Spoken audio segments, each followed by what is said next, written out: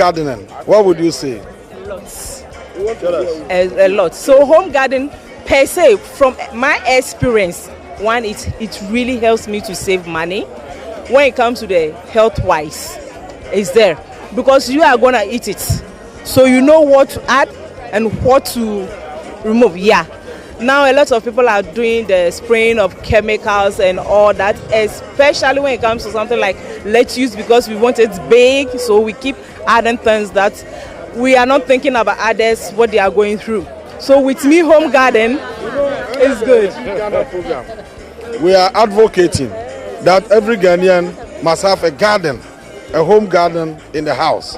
We want every Ghanaian to take advantage of the rich soil and produce something small in the house to support the cost of feeding in the house.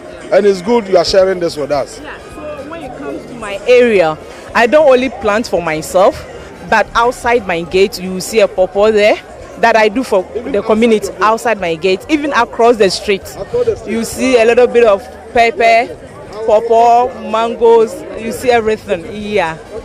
So, like feeding the community is also important as well. Then you educate them. They will come, hey, what is this? Oh, this is fig tree.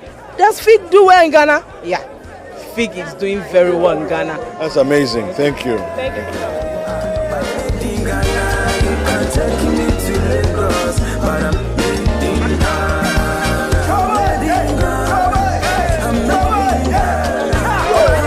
A number of the CSIR institutions here.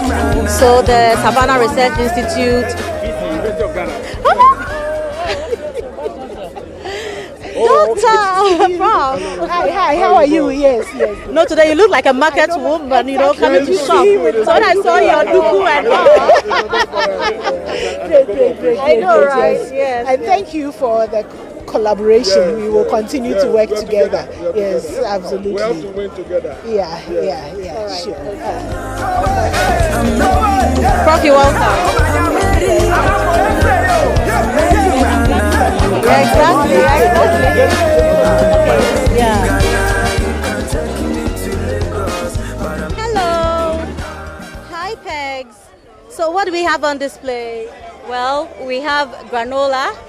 That's oats mixed with healthy seeds like pumpkin, coconut, which we source from Ghana here. We import some of the ingredients, but we source some from our local market. Which ones do you import? The oats, yes, and then the pumpkin, for instance, yes. The coconut we get from Ghana, from our local market. We get the honey as well. So we've mixed it into a very healthy and convenient. I mean, there's not a snack, a meal in itself. You can snack on it as well. We have shito, also convenient for the office, everything convenient. And we've sealed it. Your packaging is nice. Yes, for exports, for your office, when you are traveling. As busy as my minister is, when he's traveling, he's got a very small one like this.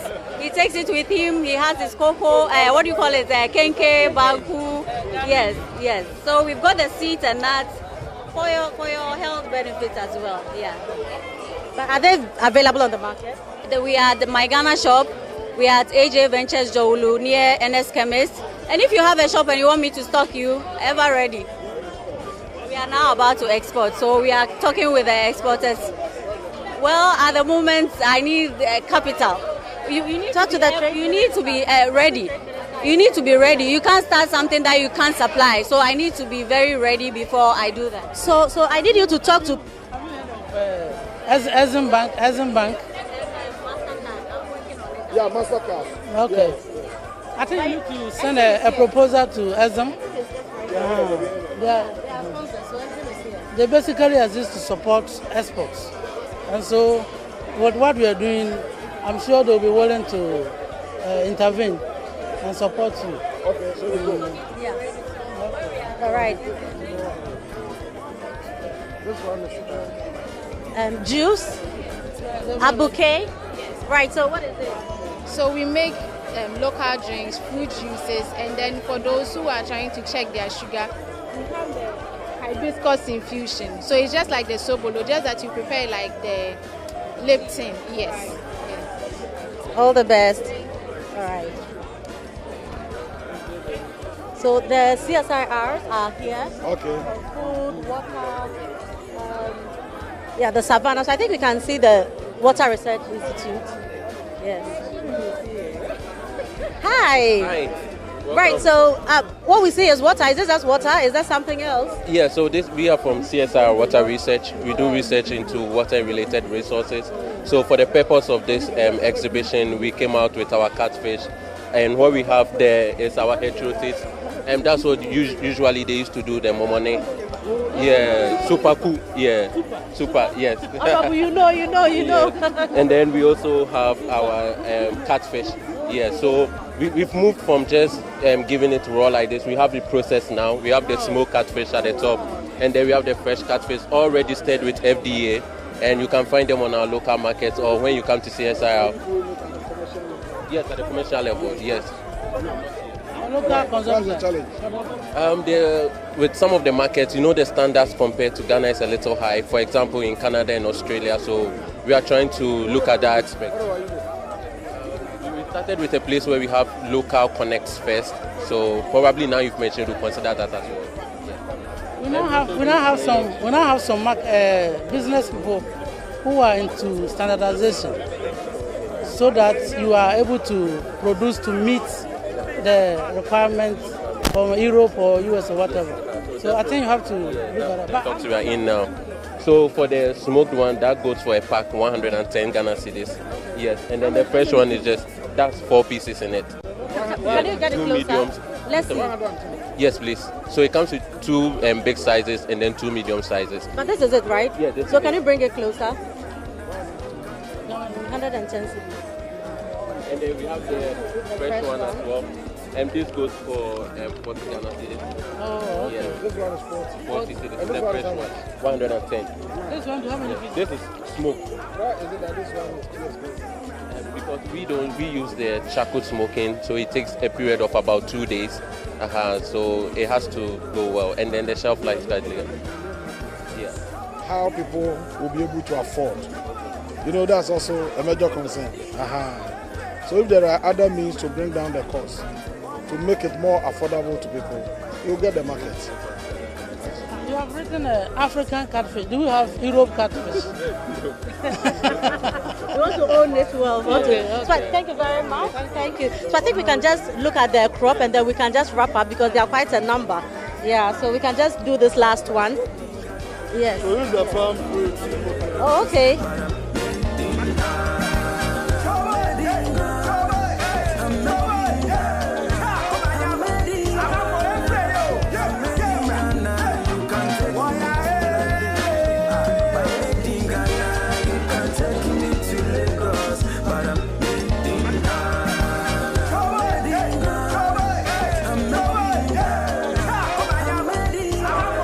Right, so this is crop research.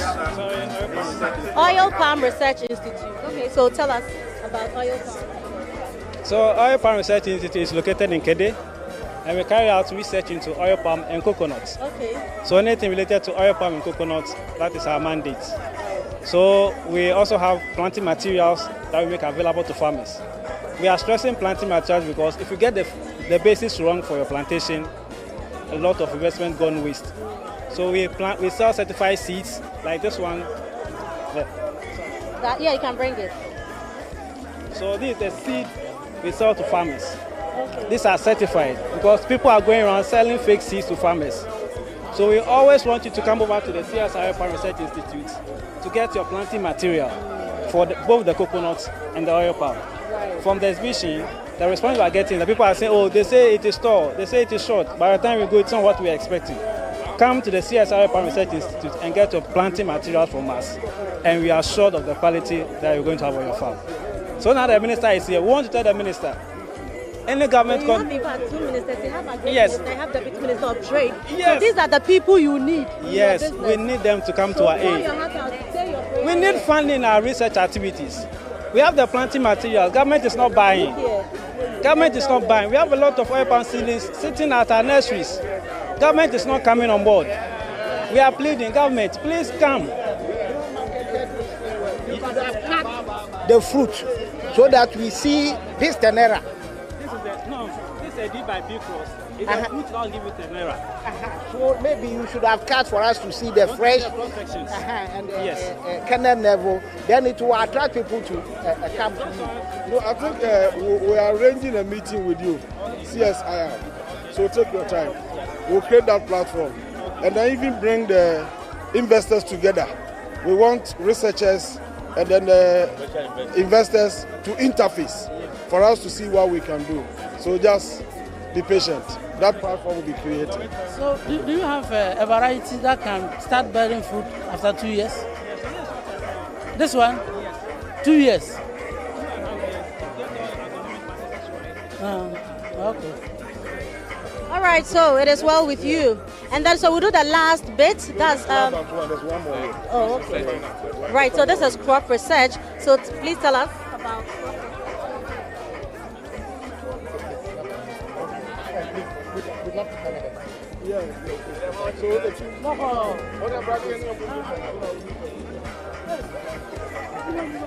Right. Okay. So just quickly tell us about crop research, what you do, and the stuff you have here. Honorable, so this is CSIR Crops Research, the leading research institute in Ghana. Basically, for food and everything that has to do with crops, this is crop research domain. Currently, we have here most of the high-yielding varieties. Under government's Feed Ghana project, we are responsible. Yes, we are there. Honorable, you are interested here. Honorable, Yes, you are welcome. Honorable, under your project, under the Feed Ghana project, we are responsible for backstopping with all the technologies and the production of seeds for all the farmers that will be engaged in Feed Ghana project. We have most of our high-yielding ones. We are bent on helping Ghana to cap the importation of rice into Ghana. So with most of our rice varieties that we have released under the FSRP, the Food Resilient Project, we are responsible for producing and supplying the Japa seeds for all farmers that would go into rice production and help Ghana to be sustainable in terms of rice production. All the other crops, we are there and we are willing to partner any agency. Produce for the whole nation. Including, you have the seed, including tomato seed. We are the only institute that has released tomato in Ghana. And then we are capable of... You provided it. Oh, okay. I think that it's important that we own our own seed for continuity. You understand? And stop this international people coming to take ownership of our seed. If tomorrow they wake up and say we won't supply seed, then we're in trouble. And so sometimes we don't get it in time. You know, it's seasonal, so we are looking at something about it. Ones have been bred to, for our own climatic conditions. Yes, drought-tolerant varieties, we have all of them available, for sure. Yes. So that instead of buying seed from outside, we can, and that will even give you more market. Our own production. We are prepared to support them with the needed seeds. And then also the agronomic practices that at affordable rates. Yes. In fact, we will even train them to even produce their own seeds. No, we can work out something. So that we can supply all the secondary schools for us. So the conversation has started. We'll continue. Yes. Thank you very much and all the best. Right. So tell us about what do you have here? Okay. So this is CSR Plant Genetics Resources Research Institute. Our mandate is to conserve the plant genetic resources of this world, as you see. And so we have a lot of plant resources at the institute. We have seedlings, we have seeds. Mainly these seeds are not for sale. We give it out for free. Yes, to help our farmers. And then we have seedlings which are for sale. Yes, we have a lot of seedlings, one range of seedlings. We have from spices to fruity crops. One of the fruity crops is rambutan, which is an introduced crop from Southeast Asia.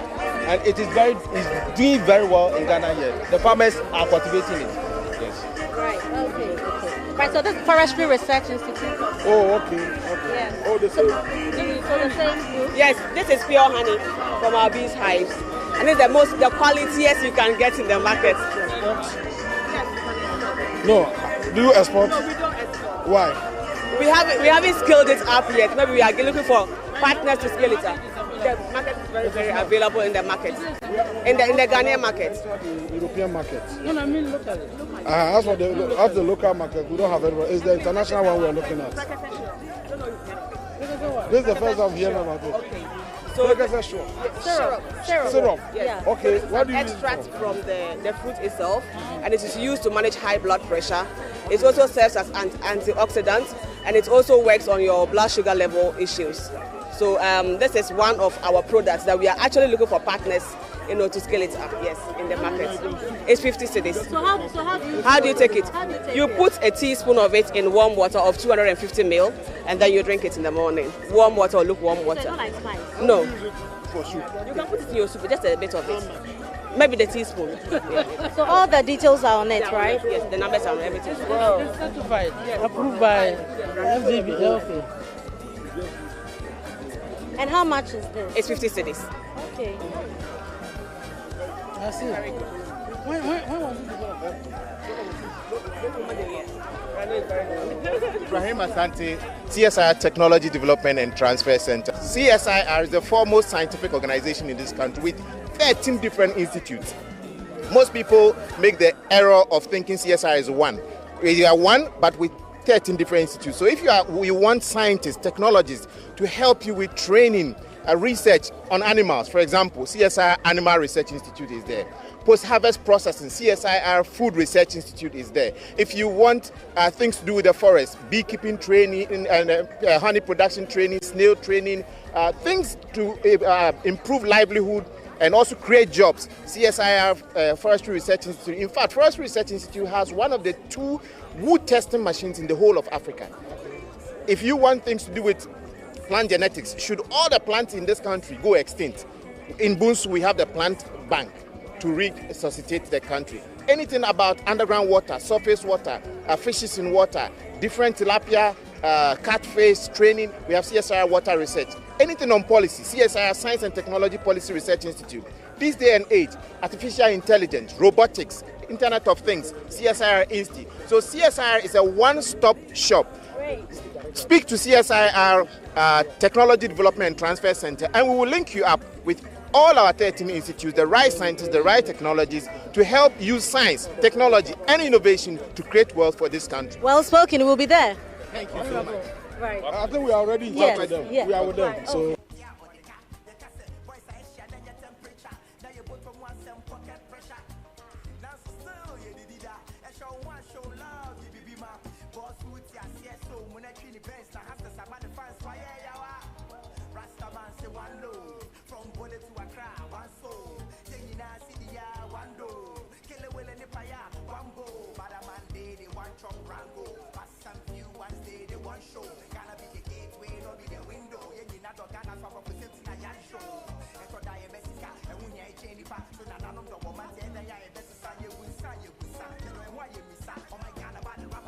We all know, as a country, because I'm from the trade, I will speak more about the marketing.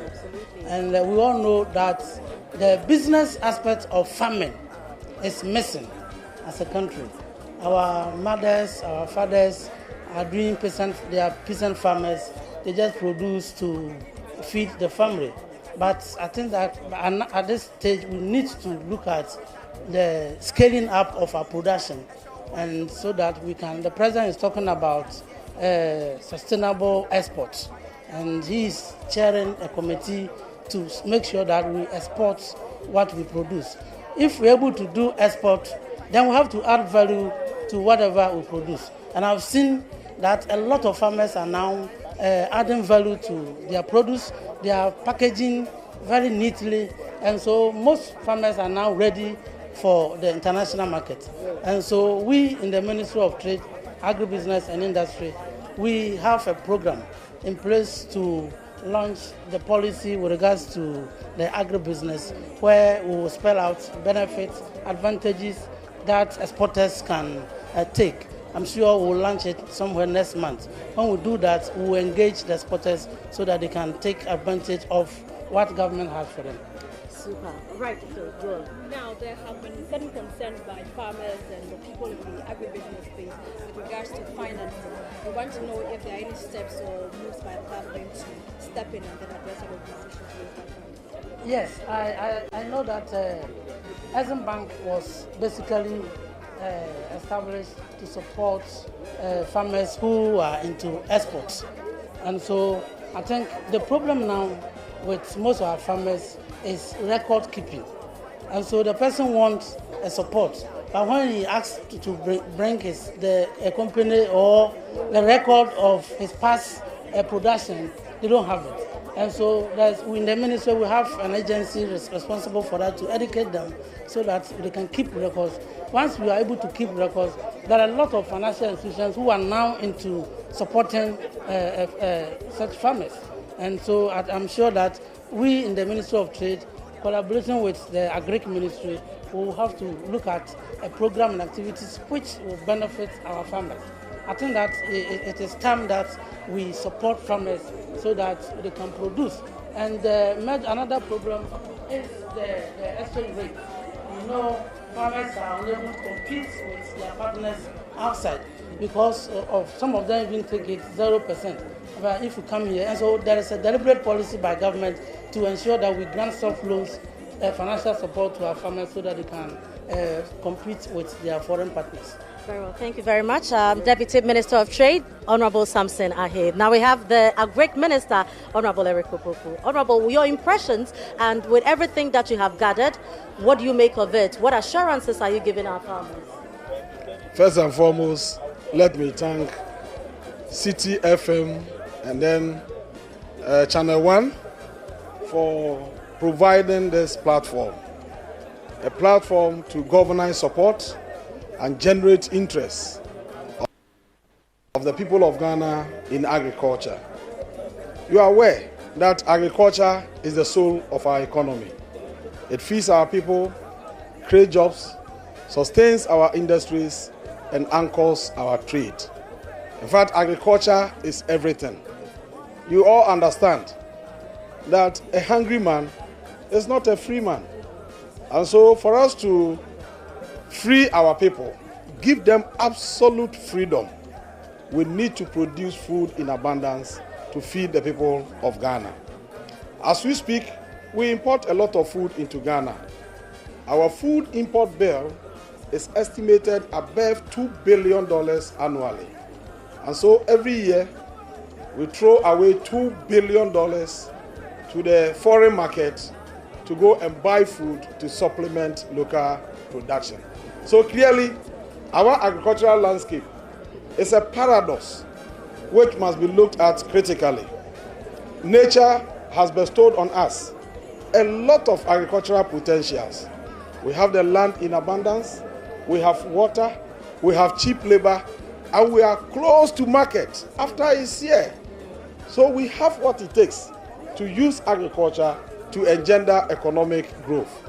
And that is why His Excellency, the President of the Republic of Ghana, has set for this government an agenda called Agriculture for Economic Transformation Agenda. And to be able to actualize this, we have a flagship program, which is called the Feed Ghana program. The purpose of this program, or the intention, is to ensure that we are able to produce enough food to feed the people of Ghana, as well as industries or agro-industries here in Ghana. It is only when we are able to establish that strong relationship between agriculture and industry that we can throw out the millions of jobs that the youth and the women, the people of Ghana, expect us to do. And so what I've seen here is an effort that supports government to realize its agenda. And that's the reason why we are all raising praises or showering praises on the ChannelOne TV and the City FM for this all-important program, this bold initiative to bring changes to get the Ghanaian people to accept that agriculture is the way forward. In fact, to most of our youth, they see agriculture as a profession belonging to those neglected by society. And old people. And old people, especially so because when you go to our secondary schools, if a student is in breach of school regulations, he's assigned a portion of the school land to weed. And so growing up, they think that weeding is a form of punishment. But it's a profession that sustains a lot of people. In fact, when you look at all the big people we see around, the rich people in this country, having been in the ministry for some months now, I've come to realize that all of them are farmers. The President of the Republic of Ghana is a big-time farmer. A big-time farmer. Ibrahim Mama is a farmer. Kennedy Japan is a farmer. Otunfo Setutu is a farmer. All the big guys you see around, they are all into farming. Honorable, are you a farmer? I am a big-time farmer.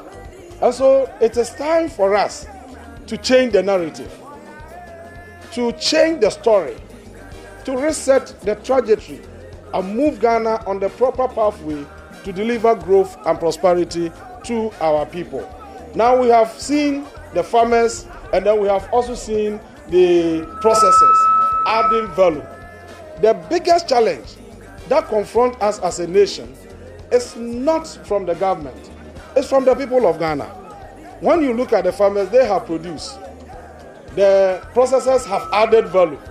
But the Ghanaian consumers will go to the market and then choose the foreign product against what is produced here. If you do that, your expenditure is creating jobs elsewhere, whilst your own people are suffering. So what we must do now is to get our people to understand that every expenditure that is made on Ghanaian-made products will go to increase job opportunities for our own people. So if you want our people to be in gainful employment, let's patronize what is produced here in Ghana. Thank you very much. Finally, beyond trying to get Ghanaians to appreciate using made in Ghana products, is there any move by government perhaps to limit the number of importation? You know, if we have the foreign products, definitely people might decide to buy those ones. So is there any move by government to cut down? Yes. We are more willing to do that today. But we are looking at certain factors.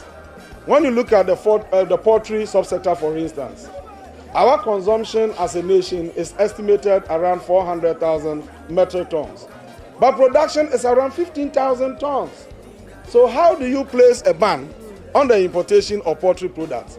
We are now working to increase poultry production. If we are able to increase our production level to, let's say, 80%, then we can place a ban to protect local producers. So the first thing we have to do is to put in place mechanisms to increase production and productivity. And that is why we are saying that this time around, we want to move our agriculture from its current rain-fed status to irrigation agriculture, so that we can ensure all year-round production. So the focus, or the first thing we are looking at under the Feed Ghana program, is to provide irrigation. If we get the farmers under irrigation from January to December, we can do all year-round production. And then we can also sustain industries in operation, because they depend on agriculture for the supply of raw materials. Under irrigation, we can ensure constant and uninterrupted supply of raw materials for their businesses to flourish. Honorable, quickly, before you go, I see your coordinator for Feed Ghana, the Honorable Bright Demoji, next to you. And you also mentioned, you know, the importation of poultry and all. In Kokon Kete, has it started? When will it start, if it's not? Nkokon Kete is just one of the 3 major programs that we want to run under the Feed Ghana program.